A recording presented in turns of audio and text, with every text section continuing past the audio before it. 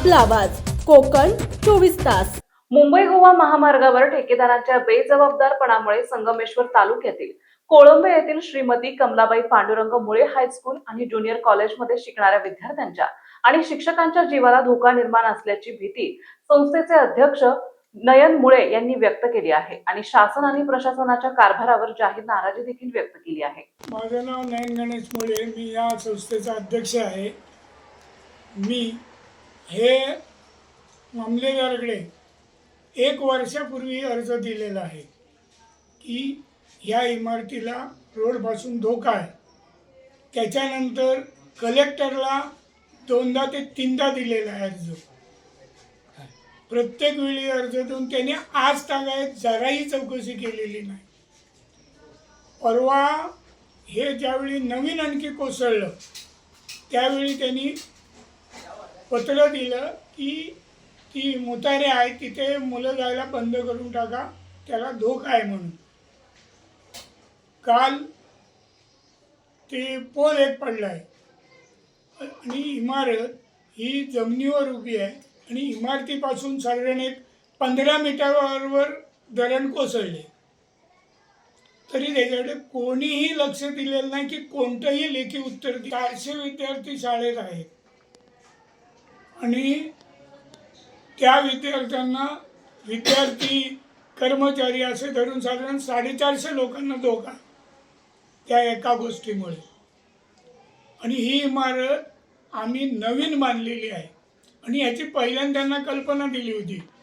आता आम्ही हे केलं की ते म्हणतात आम्ही मूल्यांकन करून वर पाठवलं आहे, ते कुलकर्णी म्हणून कोणतरी आहेत, काय त्यांचं खातं ते PWDचे कुलकर्णी सांगतात प्रांताकडे पाठवलं, प्रांत म्हणतात आमच्याकडे काय पाठवलेलं नाही।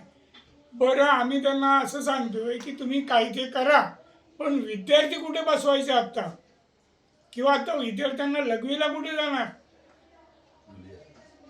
मुली आहेत, हे आहेत, मुलगी आहे, 400 लोकांचा प्रश्न आहे। बघायला आता या पावसात जागा कुठे करणार? असे सगळे प्रश्न गंभीराने काही उत्तर देत नाही। मुली बांधायला लागते, ती मोठी अडचणच निर्माण झाली। बिल्डिंग मध्ये मुलं बसत नाहीत। आम्ही 15 जून पासून त्या बिल्डिंग मध्ये कुठलंही मूल बसवलेलं नाही, आम्हीच आहे। नमस्कार, मी संदेश जोशी या संस्थेचा सचिव आहे। आमच्या शाळेमध्ये साधारण 150+ मुली आहेत। संगमेश्वर येथील कोकण 24 तास न्यूज चॅनलचे वार्ताहर वहाब दळवी यांनी दिलेल्या वृत्तानुसार मुंबई गोवा महामार्गावरील संगमेश्वर तालुक्यातील कोळंबे येथे JM म्हात्रे हे ठेकेदार बेजबाबदारपणे काम करीत आहेत आणि त्यांच्या कामामुळे हायस्कूल लगत असलेला डोंगर पूर्णपणे ढासळू लागला असल्याने त्याचा धोका श्रीमती कमलाबाई पांडुरंग मुळे हायस्कूलला निर्माण झाला असल्याची भीती व्यक्त करण्यात येत आहे। संस्थेच्या अध्यक्ष आणि सेक्रेटरीने जिल्हाधिकारी प्रांत आणि तहसीलदार यांना लेखी निवेदन देऊन की त्यावर कोणतीच कार्यवाही करण्यात आलेली नाही। त्यामुळे शासन आणि प्रशासनाने वेळीच लक्ष दिले नाही तर हा डोंगर कधीही शाळेवर कोसळू शकतो आणि त्याचा फटका जवळपास 400 ते 450 विद्यार्थी आणि शिक्षकांना बसू शकतो असे चित्र स्पष्टपणे दिसून येत आहे।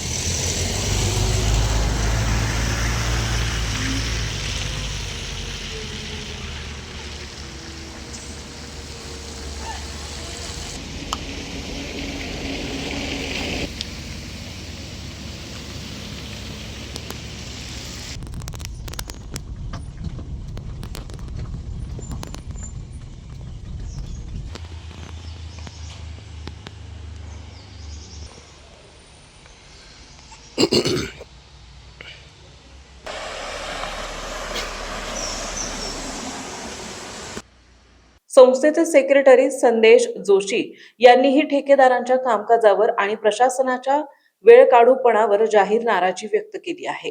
हा नमस्कार, मी संदेश जोशी या संस्थेचा सचिव आहे. आमच्या शाळेमध्ये किमान 150+ मुली आहेत आणि टोटल विद्यार्थी 400+ आहेत. साधारणतः शिक्षक वृंद वगैरे सगळा कर्मचारी स्टाफ 450च्या दरम्यान आहे. आणि यांना आता शौचालयाच्या बाबतीत असा विषय झालेला आहे की या मुलींना कुठे सोय करायची. आम्ही वारंवार पत्रव्यवहार आज 1.5 वर्ष करतोय. मी स्वतः प्रांताधिकारी यांची पण भेट घेतलेली आहे, कुलकर्णी साहेबांची भेट झालेली आहे. वरून PWD ऑफिस सांगतंय की आम्ही मूल्यांकन केलेलं आहे नवीन इमारतीचं पण आणि शौचालयाचं पण. ते पाठवलेलं आहे प्रांत ऑफिसला. प्रांत ऑफिस म्हणते की तुम्ही लोक अदालतमध्ये जा.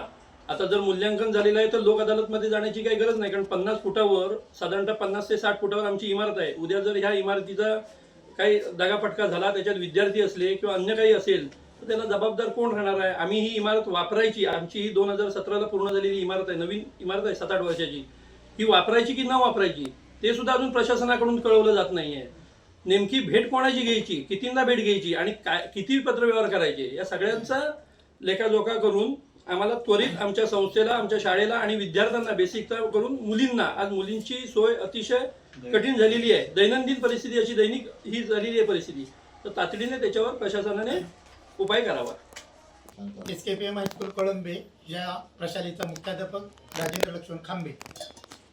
गेले 2 ते 3 वर्ष आमच्या संस्थेने, कळंबे परिसर विद्याप्रसारक मंडळ या संस्थेने या इमारतीला धोका निर्माण होतोय हे पूर्वीच जाणलंय आणि त्या दृष्टीने शासनाकडे पत्रव्यवहार केला, परंतु शासनाने अद्यापही तिकडे दुर्लक्ष केलेलं आहे. आणि आता शेवटच्या स्टेपला अशी आमची स्थिती आहे, मुख्याध्यापक म्हणून माझ्या ताब्यात पालकांनी दिलेली मुलं, या मुलांना मी टॉयलेटची व्यवस्था कशी करणार? टॉयलेट बंद करा म्हणून सांगितलं, पण टॉयलेटची व्यवस्था इतक्या इमर्जन्सी मी करू शकतो का? तर नाही करू शकत, कारण धोधो पाऊस पडतो. तरी सुद्धा संस्थेने माझ्या पाठीशी उभे राहून आपण यातून यंत्रणा नवीन निर्माण करू, कारण मुलांच्या जीविताला धोका निर्माण होणार नाही या पद्धतीने आम्ही काम करणार आहोत. धन्यवाद. समंदर की गोद में पला है तू, अंगड़ाई लेते ही लहरें शुरू. आज यौवन की मस्ती छोड़, ले चलता हूं तुझे एक नए मोड़. आजा तुझे माँ पुकारे अब, छेड़ देते हैं बीच से कुछ शरारत हंसी. गले लगा ले उसे ए फकीर, इंतजार कर रहा है तेरा तो. चल दे देते हैं उसे फसल की खूबसूरती तो.